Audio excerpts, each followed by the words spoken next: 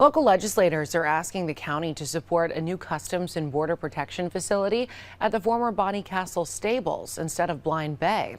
Tuesday night, legislators Phil Reed and Bobby Cantwell, along with local environmentalists, asked the Jefferson County Board of Legislators to make a resolution supporting the Bonnie Castle site instead. The group advocating against the Blind Bay location says there are several reasons why the former stables are a better location.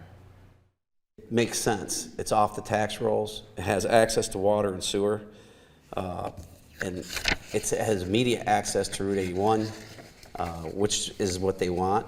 It has you're right on Route 12. People are already used to the state police station being there, the price chopper being there. Blind Bay is a national treasure. People come from all over the world to fish. The town of Orleans and several other municipalities in the Thousand Islands region are also advocating for the Bonnie Castle Stables site.